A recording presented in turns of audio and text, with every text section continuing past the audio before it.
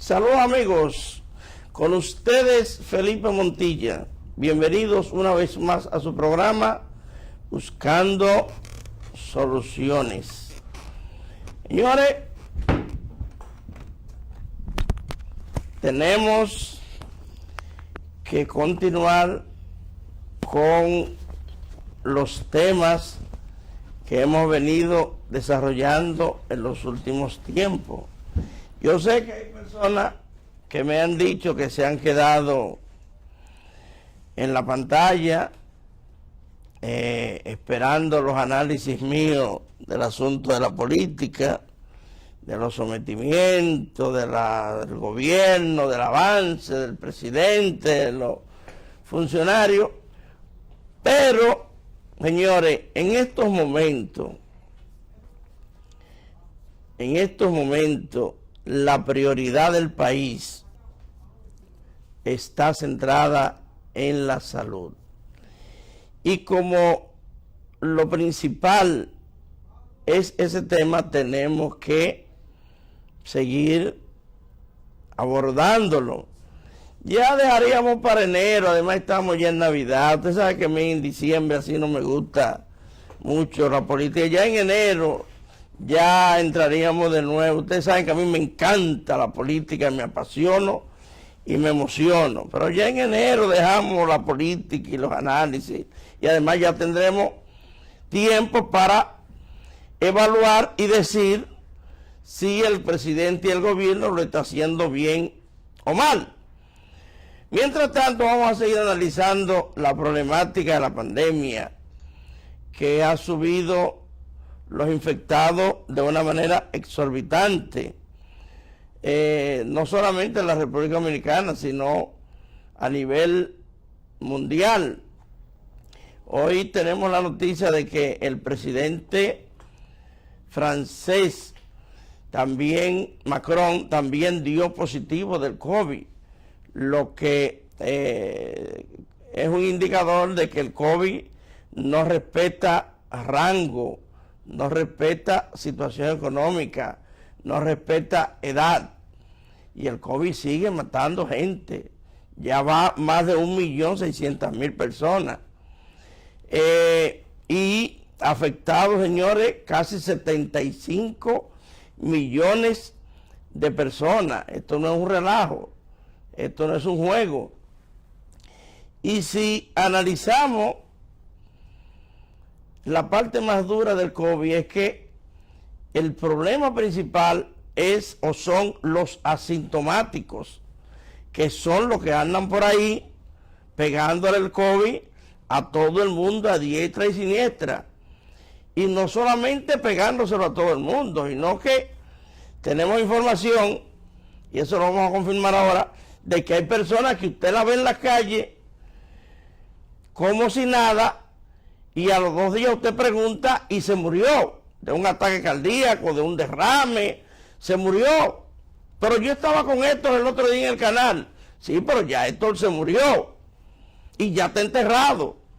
Y enterrado sin velatorio, sin gritar y sin nada, porque es del hospital Paloyo.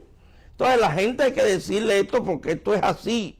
Tengo un amigo periodista que lo llamé ayer, que nos juntamos a veces los viernes, y lo llamo ayer y lo siento medio raro, le murieron 2 hermanos.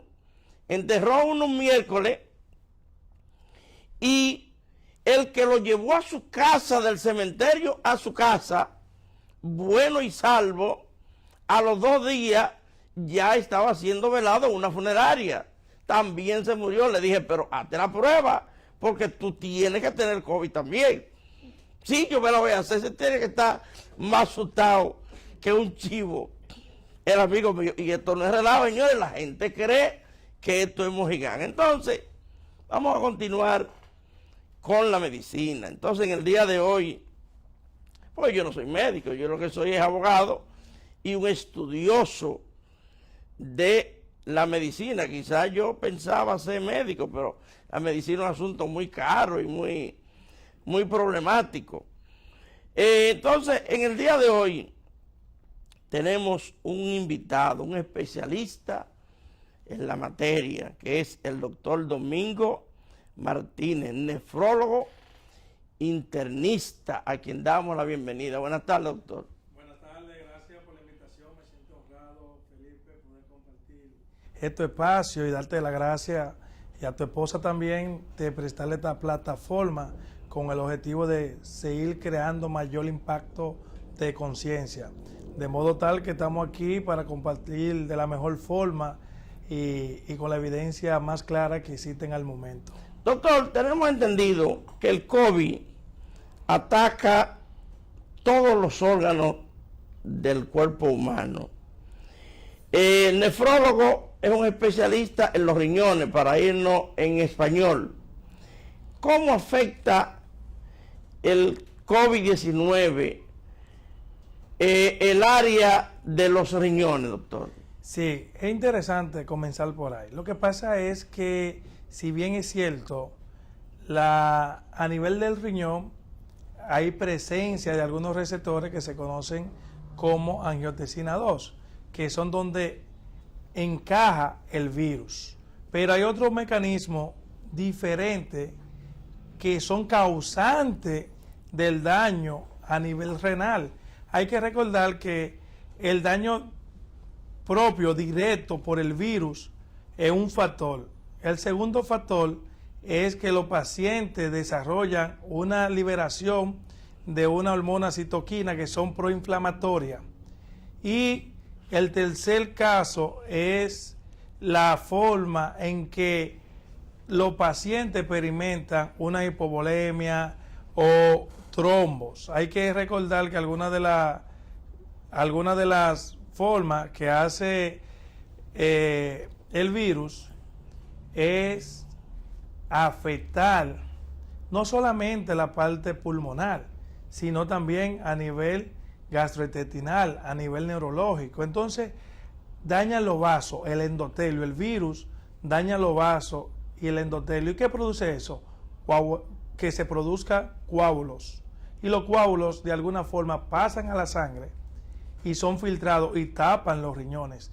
De modo tal que cuando hablamos de una afección renal por el COVID-19, tenemos que tomar 4 elementos fundamentales. Primero, el daño directo por el virus. 2, que también los receptores se encuentran mayor expresados a nivel del riñón que a nivel pulmonar. 3, la falla multiorgánica que presentan esos pacientes en su fase crítica o avanzada.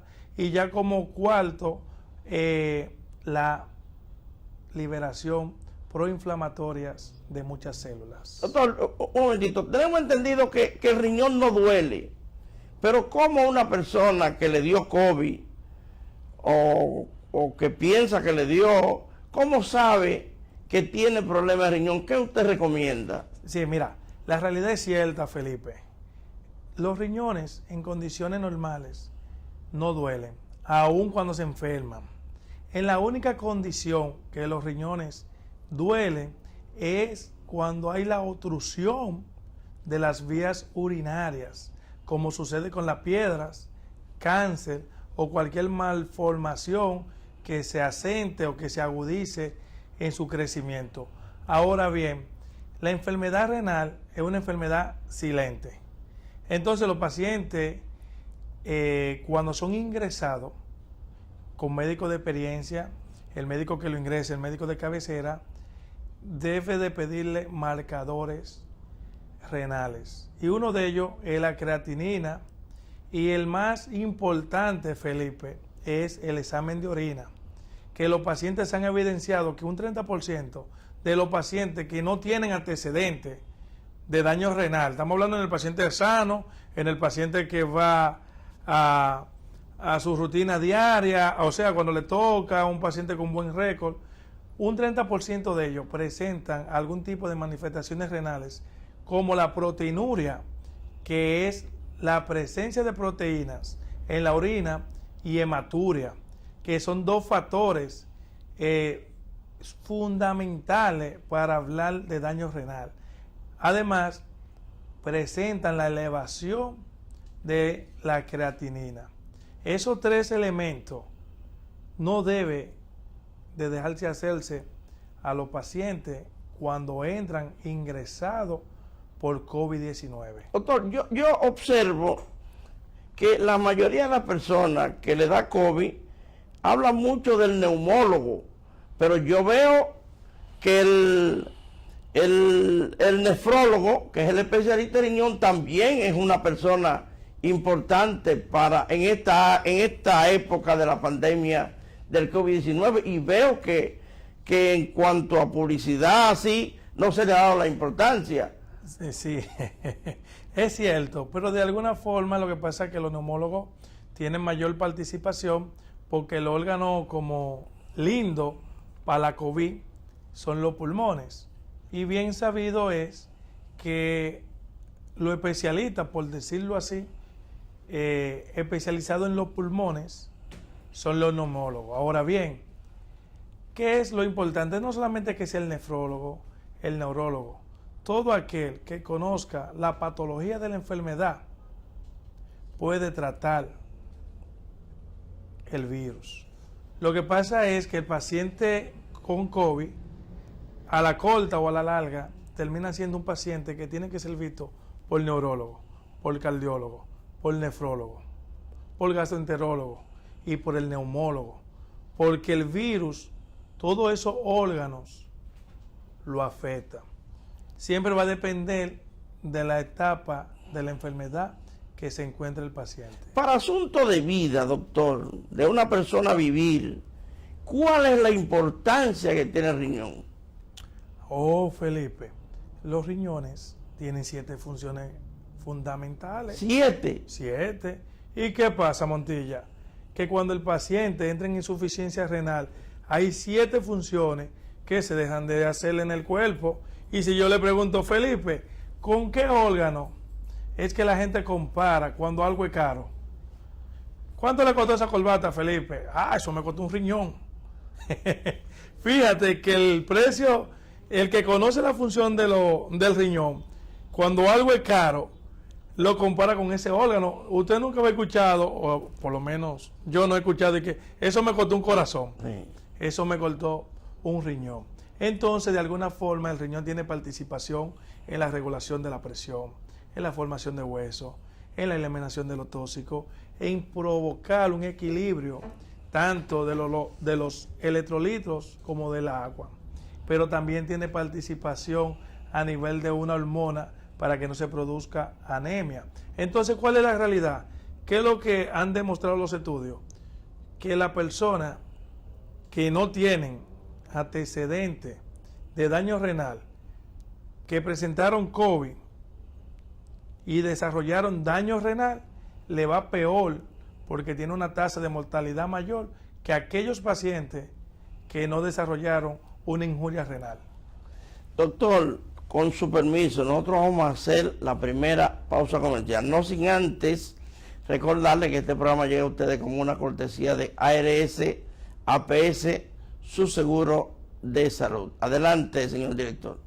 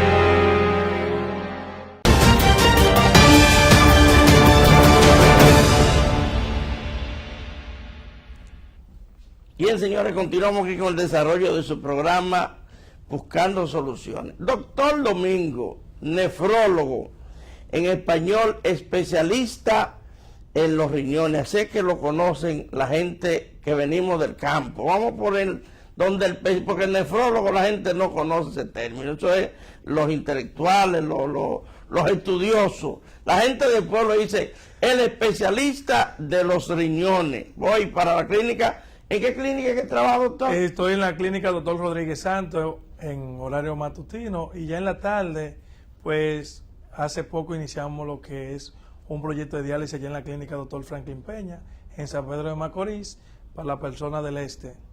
Doctor, y los teléfonos donde la gente puedan localizarlo. Claro. Ya la consulta, el consultorio suyo va a estar lleno, que usted va a tener que hacerlo por cita a partir de hoy. No lo dudo. En el 829-340-1381, puede ser de forma directa o vía WhatsApp.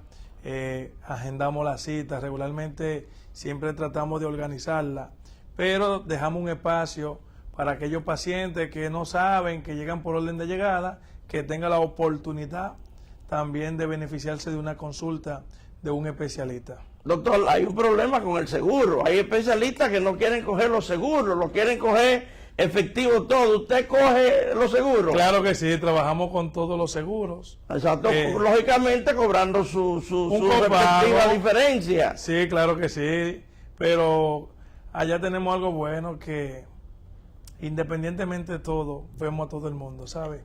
Exactamente. Claro, uno cobra unos honorarios, como dice la Biblia, ¿verdad? Que el que participe en el altar con más del altar. Y si hay que internar a una persona, también se interna en la clínica. Sí, claro, tenemos instalaciones para COVID. Exacto. O sea, tenemos un área destinado en pacientes para COVID, y tenemos también los ingresos convencional de las personas que no están afectadas por el COVID, sin embargo están afectadas por otra enfermedad. Exactamente. Doctor, un tema interesante. Vamos ahora con los bebedores. Estamos en Navidad. Viene el 24, viene el 31, viene el 25. Aquí esto está lleno de bebedores. Héctor, el camarógrafo, el otro camarógrafo. Aquí todo el mundo bebe. ¿Cómo afecta las bebidas alcohólicas con los riñones? Excelente. Parece que ellos sabían que usted iba a hacer esa pregunta, porque los tigres me dijeron, doctor, mire, lo que el romo no cura, hay que operarlo. Dije, me están condicionando, esa pregunta viene. Y aquí está. La realidad es, Felipe, que el 1% del alcohol se elimina por los riñones. Se ha evidenciado de que hay personas que el único antecedente que tiene es alcohólico, que es una enfermedad. Aunque el daño es más presente a nivel hepático, a nivel del hígado, también se ha correlacionado con los riñones, de forma directa y de forma indirecta, y sería porque cuando el hígado falla en una cirrosis hepática, también afecta a los riñones, y la obra se llama síndrome hepatorrenal. O sea, se dañó, el alcohol daña el hígado y el hígado daña los riñones. Y hay veces que hay una relación directa con los riñones. Pero ¿qué pasa con el alcohol? El alcohol inhibe una hormona que se llama ADH. Y la hormona ADH es como el sensor que dice, Felipe, mire, por aquí pasa esto y por aquí no va a pasar esto. Entonces, cuando nosotros ingerimos algún tipo de alcohol, como la cerveza, dormimos el guachimán, y el paciente siente la necesidad de ir al baño con mucha frecuencia, orina, y bueno, dentro de esa orina, como no hay un filtro, como la persona responsable de velar, de devolverle al organismo, porque hay una filtración, pero cuando se filtra todo, hay unos mecanismos que dicen, mira, tú necesitas un poquito más de sodio, tú necesitas un poquito de cloro, tú necesitas un poquito de potasio, y reabsorbe lo que el cuerpo necesita y excreta lo que no necesita.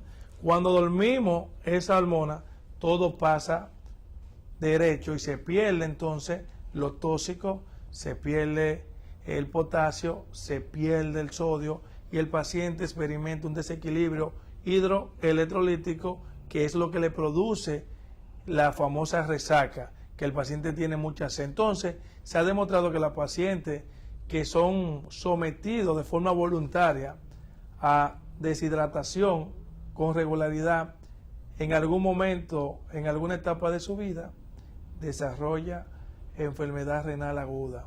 Que dicho sea de paso, la enfermedad renal se clasifica en una aguda que es reversible y en otra crónica que es irreversible. Que esta crónica se clasifican en 5 estadios o estadios, y la fase terminal es la que todos le temen, que es la diálisis, donde nadie quiere llegar. Exactamente. Doctor, hay una pregunta que yo estoy seguro que le va a gustar mucho a los hombres, y es si los riñones tienen alguna relación con la disfunción eréctil, que lógicamente los hombres. Lógico. Bueno, de forma directa. Porque yo no he oído, doctor, una gente decir, voy donde el especialista de los riñones porque estoy flojo, pero yo entiendo que tiene que haber alguna relación. ¿Sabe qué? Sí, quizás no tan directa, pero el hombre regularmente visita al médico que tiene confianza para ese asunto, independientemente de la especialidad. Porque me llegan a mi consultorio, yo tengo, gracias a Dios, buenos pacientes y tengo una cartera amplia. Y entonces van allá y me dicen, doctor, mire, yo sé que usted no tiene que ver con eso, pero yo quiero una pastillita o que usted me recomiende un médico de confianza, que sea de lo suyo, que usted lo llame para que me atienda. Entonces, siempre el hombre, por naturaleza del ego, hace eso. Ahora bien, ¿qué pasa, Felipe? El riñón se alimenta de un 20% de la volemia, o sea, de 5 litros por minuto de sangre que bombea el corazón, 1 litro 200 van a los riñones. La erección, el llenado, se produce por el flujo sanguíneo. Entonces, cuando hay una hipovolemia, entiéndase, una pérdida de sangre, un déficit de sangre, que es evidenciada como anemia en el paciente que no sangra, de alguna forma, todo en sentido general se ven afectados. Pero si le digo que hay una evidencia, si hay una evidencia directa, No la hay. no la hay. Ahora bien, el que tiene difusión eréctil, que no tenía anteriormente, por causa del daño renal, se acentúa más. Porque acuérdense que los riñones producen hormonas y regulan hormonas. Entonces hay un desequilibrio que se produce por la uremia en todo el organismo, que es el tóxico que nosotros medimos para dializar a los pacientes.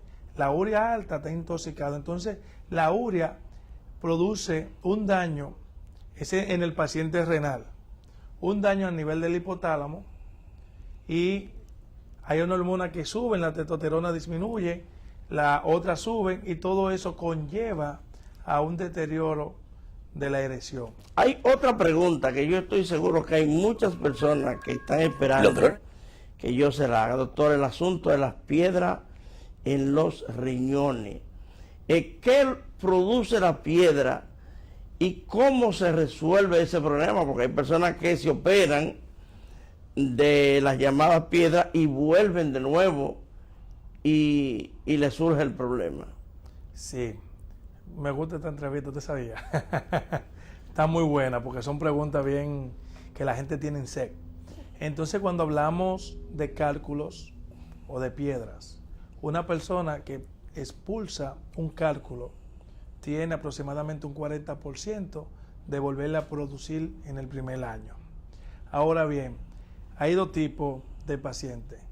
Está el productor de cálculo, que tiene una predisposición genética, y está el paciente que come lo que quiera. Entonces se sabe que los cálculos están formados ¿de qué? De oxalato de calcio, de fósforo y de ácido úrico. Todos esos elementos se contiene en la alimentación. Entonces también no ayuda al tratamiento. Lo correcto es, cuando una persona tiene un episodio de piedra y le expulsa, toma esa piedra y llevarla a estudiar para saber su composición. Entonces, de acuerdo a su composición, se le da una dieta. Ahora bien, ¿cuál es la realidad? ¿Qué es lo que la persona debe de saber? ¿Por qué las personas que tienen piedras deben de visitar a un nefrólogo? Porque cuando hay piedras, no necesariamente, pero en muchos casos hay una obstrucción del riñón. Entonces los riñones tienen la capacidad que si un riñón se daña, el otro compensa. Entonces hay pacientes que no tienen compromiso renal y tienen piedras, y hay otros que tienen piedras y compromiso renal, tanto así que muchas veces hay que llevarlo a diálisis. Entonces el tema cálculo es muy frecuente y la gente se tiene que educar, porque yo digo que el 90% de muchas enfermedades se evitan por la boca. Entonces la mala alimentación contribuye a la formación de cálculo. Pero ¿qué pasa, Felipe? No tenemos cultura de ingerir agua, y una razón que predispone es el déficit de la hidratación.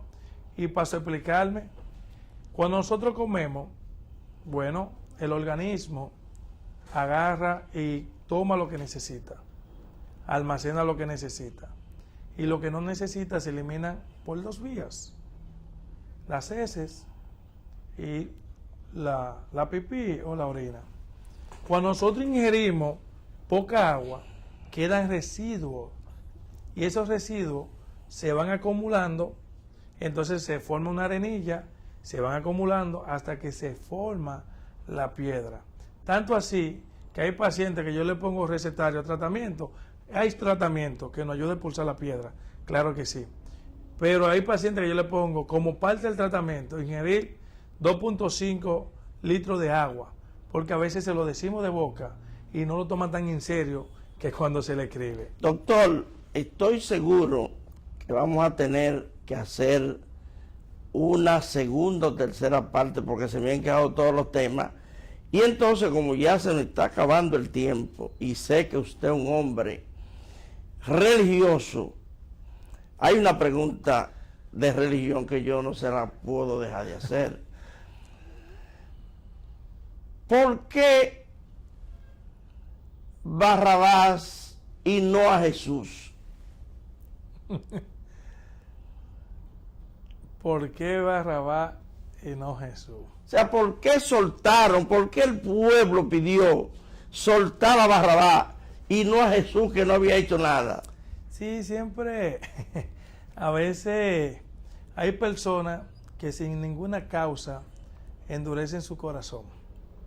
Entonces, Jesús fue perseguido simplemente por hacer lo bueno y crear un movimiento de salvación que afectaban algunos intereses por el asunto del ego, porque no era asunto de dinero, no era asunto que él cobraba, era asunto del ego. O sea, Felipe me está robando los créditos. El show. Ese hombre hay que frenarlo. Y por simplemente Jesús crear un movimiento de salvación fue aborrecido por la sociedad. Entonces, sin embargo, hay algo importante que deja esa enseñanza. Hay personas que siempre van a tener su corazón endurecido, independientemente de las obras que hagan o lo que vean. Sin embargo, nosotros, los que tenemos un corazón sensible a la voz del Espíritu Santo, siempre nos vamos a ir en esa corriente de la salvación. Doctor, de nuevo, reiterándole las gracias, 30 segundos para un mensaje final, incluyendo los teléfonos donde las personas puedan localizarlo. Bien, gracias. Sí, recordarle, en Navidad no hagan desarreglos. Si usted es diabético, hipertenso, debe de mantener niveles óptimos, tensionales y de la glucosa, porque a mayor aumento, mayor daño. No descuidar la hidratación y promover siempre el ejercicio. Si necesita una consulta en la clínica Dr. Rodríguez Santos en Santo Domingo, de lunes a viernes en hora de la mañana y en San Pedro de lunes a viernes en hora de la tarde al 829-340-1381.